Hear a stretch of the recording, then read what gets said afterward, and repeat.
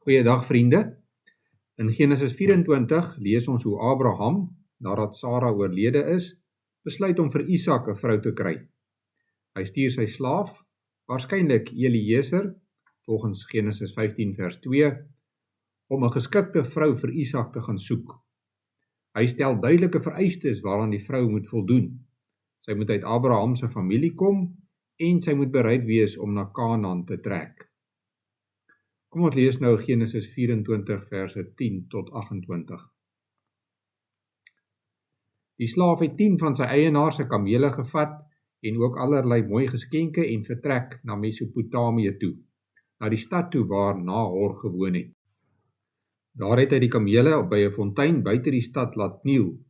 Dit was laatmiddag, teen die tyd dat die vrouens uitkom om water te skep. Hy het gebid: Here God van Abraham, wie se slaaf ek is, laat daar vandag iets met my gebeur. Betoon tog u trou aan my eienaar Abraham. Hier staan ek by die fontein waar die jong meisies van die stad sal kom water skep. As ek vir 'n meisie vra, hou tog jou waterkruik dat ek kan drink, en sy antwoord, drink gerus, en ek sal jou kamele ook water gee, dan is dit sy wat deur u gekies is vir u dienaar, vir Isak. En dan sal ek weet dat u trou betoon aan my eienaar. Voor hy nog klaar gebid het, kom Rebekka met die waterkruik op haar skouer daaraan. Sy was die dogter van Betuel, seun van Milka, die vrou van Nahor, Abraham se broer. Die meisie was baie mooi, 'n jong meisie met wie 'n man nog nie gemeenskap gehad het nie. Sy het afgegaan tot by die fontein en haar kruik volgemaak en teruggeklim. Toe hardloop die slaaf haar tegemoet en sê vir haar, laat my tog 'n bietjie water uit jou kruik drink. En sy sê, drink gerus meneer. Sy laat toe gou haar kruik rus op haar hand en laat hom water drink. Toe hy klaar gedrink het, sê sy, ek sal vir die kamele ook gaan water skep, dat hulle genoeg kan drink. Sy het gou haar kruik in die krib leeg gemaak en toe fontein toe gehardloop om nog water te skep. Sy het vir al die kamele geskep. Die man het haar in stilte aangekyk om vas te stel of die Here hom in sy onderneming laat slaag het of nie. Toe die kamele klaar gedrink het, sit hy 'n goue ring van 6 gram aan haar neus en 2 goue armbande van 115 gram aan haar arms. En hy vra, wie se dogter is jy? Sê my tog, is daar in jou pa se huis plek vir ons om te oornag? Sy het hom geantwoord, ek is die dogter van Betuel, die seun wat deur Milka vir Nahor in die wêreld gebring is. Verder het sy gesê, ons het baie strooi en kameelvoer en daar is plek om te oornag.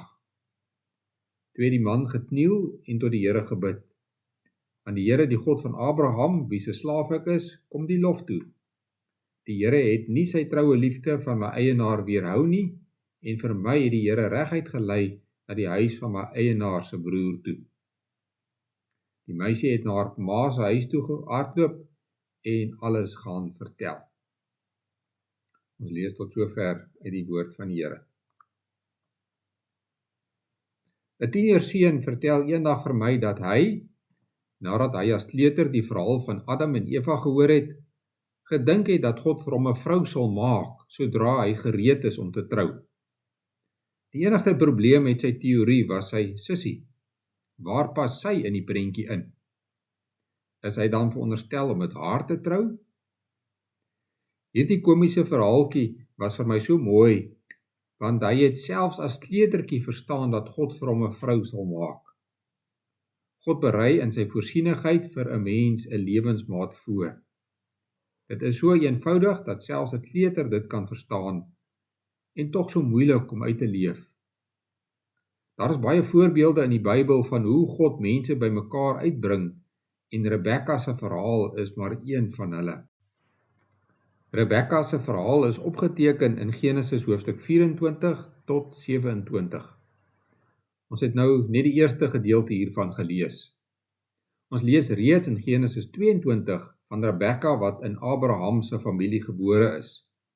Sy is die kleindogter van sy broer Nahor. Haar pa is Betuel en haar broer is Laban. Die vereistes vir 'n vrou wat Abraham daar gestel het, was nie iets wat hy lukraak uitgedink het nie. Dit pas in by die beloftes wat God aan hom gegee het, naamlik dat hy deur Isak 'n groot nageslag sal hê en dat Kanaan aan hierdie nageslag sal behoort. Daarom kan Isak onder geen omstandighede terugtrek na die land waaruit God vir Abraham geroep het nie.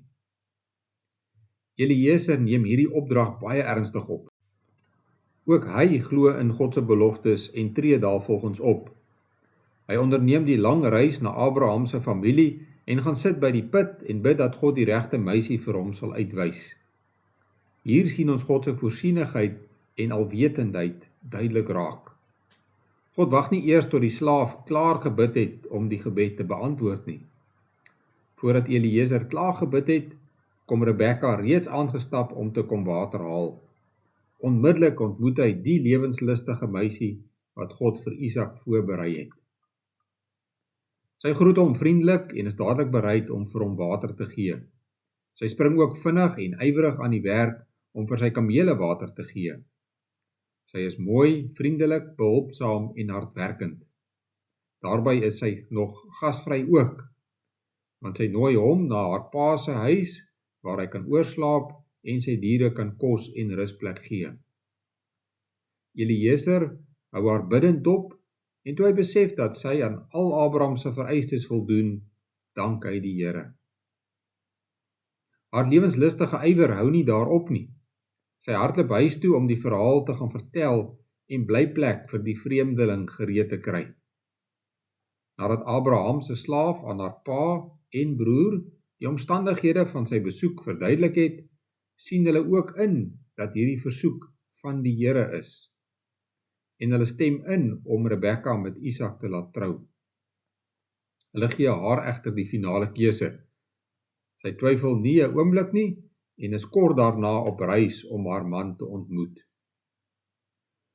Haar entoesiasme word beloon, want Isak het haar werklik lief gehad.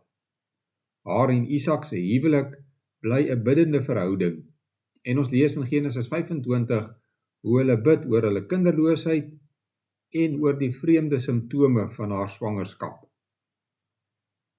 Soos met ander Bybelse figure word haar sonde nie weggesteek nie. Ons lees ook dat sy hierdie lewenslustigheid van haar met tye verkeerd inspann. Rebekka is iemand wat dinge wil laat gebeur. Sy jok ywerig saam met haar man vir koning Abimelek en vertel dat sy Isak se suster is. Sy trek haar jongste seun voor en gebruik ook nie altyd haar invloed om hom op die regte pad te lei nie. So beplan sy 'n hele toneelspel wat op leuns gebou is om seker te maak dat Jakob die eersgeborene se seun vanaf Isak ontvang. Dis asof sy vergeet het hoe die Here haar en haar kinders se lewens in sy hande gehou het tot op daardie punt. Hy het tog voor hulle geboorte al beloof dat Jakob die leierskapposisie sal inneem. Hy sou sorg dat dit gebeur. Daarom was dit nie nodig dat sy iemand mislei nie. Maar sy het op haar eie ywer staat gemaak. Ons glo maklik dat God vir ons die regte lewensmaat op ons pad plaas. Maar ons vergeet dit weer net so maklik nadat ons 'n paar jaar getroud is. Wanneer dinge in jou lewe en huwelik nie uitwerk soos jy dit beplan het nie, onthou, God het jou lewensmaat vir jou uitgekies en gereed gemaak lang voordat jy aan trou gedink het. En God het jou uitgekies en gereed gemaak vir jou lewensmaat. Jy is spesiaal vir hom of haar gemaak en het dus die belangrike taak om die huweliksmaat te wees wat God wil hê jy moet wees. Herinner mekaar aan God se beloftes en voed julle kinders op volgens God se woord. Maak planne tot eer van God en nie tot eer van jouself nie. Span jou lewenslus in tot eer van God. Kom ons bid saam. Here, ons dankie dat U vir ons 'n huweliksmaat voorberei, as dit U wil is dat ons trou. En ons vra dat U ons sal lei, sodat ons voor die huwelik en ook in die huwelik so sal leef soos U dit wil hê. Ons doen voorbidding vir ons huwelike. Ons vra dat U ons huwelike in 'n stikkende wêreld sal bewaar en dat ons huwelike 'n afbeelding sal wees van die wonderlike verhouding tussen Jesus Christus en sy kerk. Ons bid vir ons land en sy mense. Ons vra dat ons ook in hierdie land 'n vreedsame bestaan sal voer, sodat ons werk kan doen soos U dit wil hê. Ons bid ook vir ons regering, seën hulle ook in die belangrike besluite wat hulle moet neem. Ons vra dat U ook vir hulle daarin wysheid sal gee. Ons bid al hierdie dinge deur U groot genade alleen. Amen.